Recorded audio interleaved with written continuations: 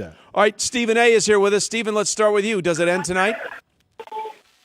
I believe so. I believe that Cleveland basically emptied their chamber in Game 3. The LeBron playing is the way that he played, Kyrie playing the way that he played, and somehow, some way, the Golden State Warriors still managed to pull this out because of the greatness of Durant and Curry. And Klay Thompson obviously had a big-time game as well. I just think that, what I saw in terms of body language and beyond, it just gives that veneer, that appearance. Obviously, Cleveland could sit up there and show some guts, and Golden State could be a bit lackadaisical, but I don't get that impression at all. I think that they want to go 16-0 in the postseason, and I think they desperately want it to be at the expense of the Cleveland Cavaliers. So I anticipate that it will end tonight. I'll be happy if it doesn't, but I think I find it hard to believe that Cleveland can come back from that Game 3 loss. I just don't see it happening. And I agree with you. I hope it doesn't. I think it does as well. So when it does end, it's going to, whether it's tonight or the next game or whatever, when Golden State wins this series, what in your mind will be the fallout for both teams? What will we be saying about Golden State and Kevin Durant, and what will we be saying about Cleveland and LeBron James? Well, what we're going to be saying about the Golden State Warriors is that they're a great team. They're in the conversation to be one of the greatest teams ever. We're going to talk about the superstar that Kevin Durant has emerged as, even though I always have believed that he is, which is why I had such a huge, huge problem with him going and joining the team that beat him in the Western Conference Finals last year, because he wasn't some average player or some glue piece or anything like that. This is one of the top 2 players on the planet as far as I'm concerned. So for him to already join the greatest shooting backcourt in the history of basketball, I just thought was pretty much unfair. And I think that we're seeing it come to fruition and really have that point proved. We'll be talking about Golden State in that light. But ultimately, you're not going to be able to take anything away from Kevin Durant because he's the best player on the best team, and he's performed better than anybody on the biggest stage. And so he's validated his greatness. I think in that regard, that's what you say about them. As it pertains to the Cleveland Cavaliers, obviously they've got to go back to the drawing board because everything is about being able to beat whoever the champion is. And in this case, it would be the Golden State Warriors. And clearly as a team, as presently constructed, they're not going to be able to do it. They're going to have to go out there in the offseason, whether it's a Paul George or Carmelo Anthony or whomever. They're going to have to get an additional piece to what they have in order to be able to compete legitimately with the Golden State Warriors. And we'll also be talking about LeBron. And I know that you guys have a problem with it. Love y'all both, but I don't care.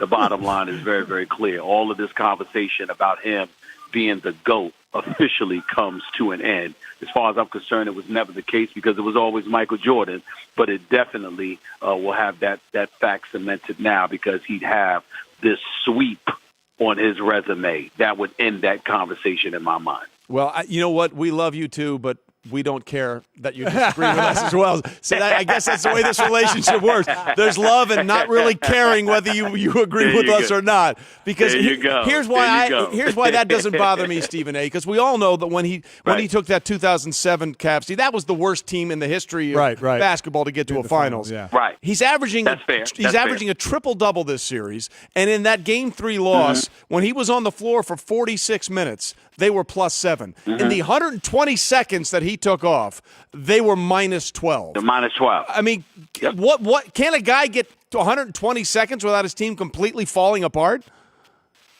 That's fair, but let me go back. Let me challenge you guys from this perspective because I know you guys know sports. You can look at it from a numbers perspective and stop there.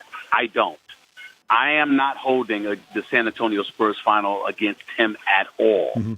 You can hold Dallas against him, however. There is no doubt about that. And you definitely would be able to hold this one against him. When you talk about a conversation about the GOAT, the greatest of all time, there's no insult by saying that you're not that, even though you're everything else. You're just saying that that's not a Michael Jordan-esque kind of thing. Because 6 NBA Finals MVP, never allowing a series to get to a Game 7, et cetera, et cetera. Those are all the things on his resume. Of course, you can talk about Kareem Abdul-Jabbar when you're talking about the greatest, but I'm thinking about big men, and I put them in a separate category. When you look at LeBron, however, getting back to him, not only is he on the verge of getting swept in these finals, fellas, I would ask you to remember how it is happening. The person he is defending, the person he is going against, happens to be a dude by the name of Kevin Durant, who's averaging 34, 10, and 6, shooting 56% from the field, 52% from three-point range. And by the way, he is also scoring during money time, outscoring LeBron James 31-11 in the fourth quarter. Now, listen, I don't know about y'all, but when I think about champions and I think about the GOAT, I think about folks who show up in pressurized moments. The ball is in their hand. When everything breaks down, everybody knows what the other person is going to do, and they look you in your face and they say, what you going to do about it? And in the end, that is what Kevin Durant has done. And to me, that is why that ends that conversation. Well, look, I'm not saying he was going to be the GOAT anyway. I'm going to go with Jordan, but I don't think anything in this series is the reason that that's the case. And by the way, I love the fact that you didn't want to talk numbers and you just spewed a bunch of numbers on Kevin Durant. So I do appreciate that. But hold on, I'll let you go. Hold, let me just say this, and then we'll allow the floor to resume. Okay. Look, the idea that Michael Jordan made every big shot is simply not true. He passed it off to Paxson, he passed it off to Kerr. So that has something to do with this as well. I just don't think anything in this series would be the reason he's not the GOAT, because the Showtime Lakers were a pretty good team. They got swept. Dan Marino, some people still think he's the greatest quarterback of all time. His last playoff game, he lost 62-7. I don't think people are thinking that's the reason he isn't. Well, I'm here for you, Trey. I'm here for you. Here's the deal. And I appreciate it. Tell me one time. And I know you do. Here's the deal. First of all, I never said that Michael Jordan always took the last shot. Of course, he gave it to Paxson. No, I think people just don't realize that sometimes. That's fair. But what I would respond to you is this. Michael Jordan goes up against Magic Johnson and win his first championship. We all saw what he did to Clyde Drexler and those boys in Portland for his second championship. He beats Barkley for his third championship. He beats Karl Malone and John Stockton for 2 more. And in between that, he beat Gary Payton and Sean Kemp. Every single individual challenge that Michael Jordan faced, he answered the bell. Now, LeBron has been underdogs before. He's overcome tremendous odds. He beat Kevin Durant when he was a baby. Remember, Kevin Durant and Russell Westbrook were 23 when they played in the finals 6 years ago. Serge Ibaka and James Harden was 22. Reggie Jackson was 21. They were all on the same team, but they were babies. He goes up against Dirk. You saw what happened. He goes up against San Antonio, played well. Ray Allen comes save the day. The next year, Kawhi Leonard steps up. They're the MVP. He doesn't have help because Kevin Love gets hurt in the postseason, and then Kyrie goes down in Game 1 of the NBA Finals when he lost 2 years ago when Golden State won. But Iguodala was the MVP. And then last year, he balled out. He was absolutely sensational. But you look at it from the perspective that I'm grabbing, is that at some point in time, your individual greatness, because that's what we're talking about, is defined by moments.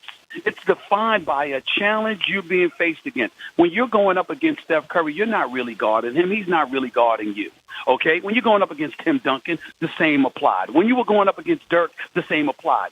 This is really the first time that LeBron James has went against somebody perceived to be somewhere in the vicinity of being on his level. And even though he's answered the bell with numbers, that other dude has answered it with numbers while they've been guarding each other. And, oh, by the way, unlike LeBron, he's not fading in the fourth quarter. Now, in fairness to LeBron, he doesn't have as much help. He's probably fatigued. Nobody needs to excoriate him because of that.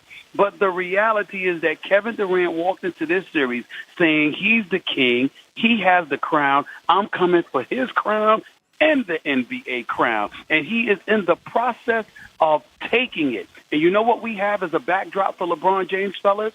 We have him starting off the series before one game was played saying, I don't even want to answer any questions about the Golden State Warriors because it's too stressful. That's a quote.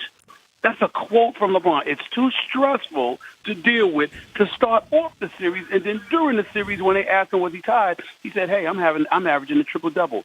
I'm just fine. So in other words, I'm getting my numbers. I'm doing my thing. I don't know what the hell the rest of these guys are doing.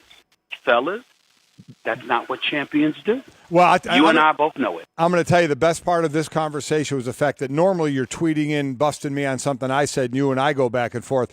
Trey's jumping in here, so I'm going to love the future of this. That both of us. This is great. No, I love it. To be fair, all that sounds great. None of this was, I mean, he was not the GOAT anyway. I don't think anything in this series changes that perspective one way or the other. We got to go, Stephen A. We appreciate it. Thanks, Steve.